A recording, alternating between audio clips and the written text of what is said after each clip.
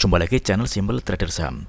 Oke, kesempatan kali ini saya akan mereview 5 saham dari sektor batubara, yang mana saham-saham ini cukup menarik untuk kita perhatikan pada hari Kamis besok tanggal 27 Juli tahun 2023. Oke, langsung aja kita pembahasan saham yang pertama. Oke, di sini ada chart pergerakan saham bumi ya teman-teman ya.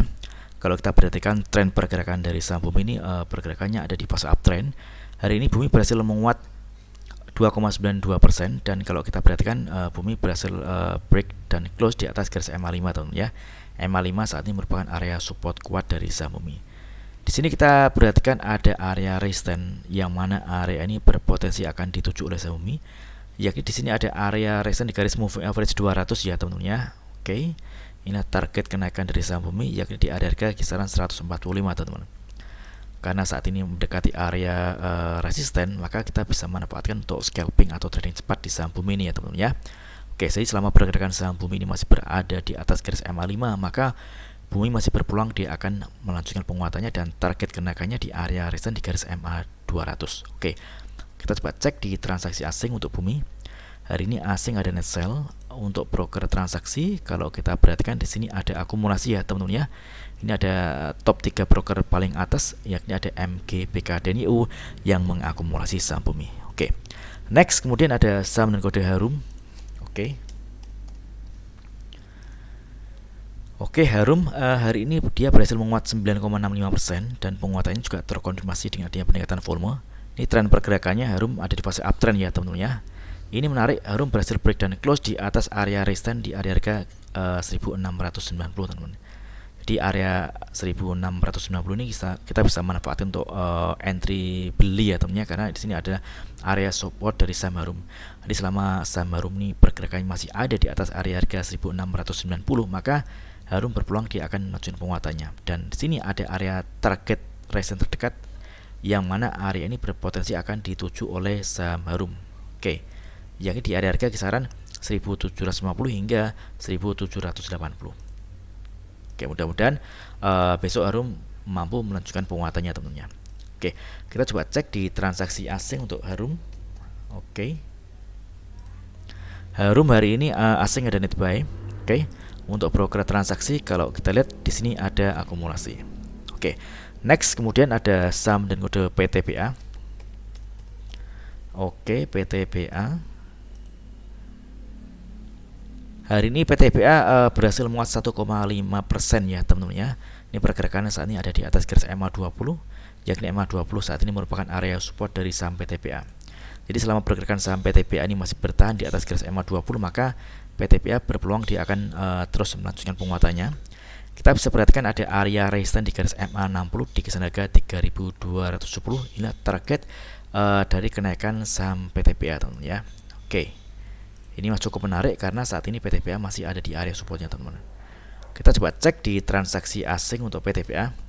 Oke. Oke, PTBA hari ini asing ada net buy. Untuk broker transaksi, kalau kita perhatikan di sini ada distribusi ya teman-teman ya. Oke, karena ini masih ada di area support, maka untuk kalau kita entry itu resiko masih cukup kecil teman-teman.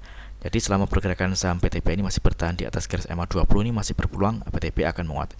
Resiko terjadi kalau misalkan PTBA jebol dari garis MA20 teman-teman. Oke. Next, kemudian ada saham dan kode Adaro. Oke. Oke, Adaro.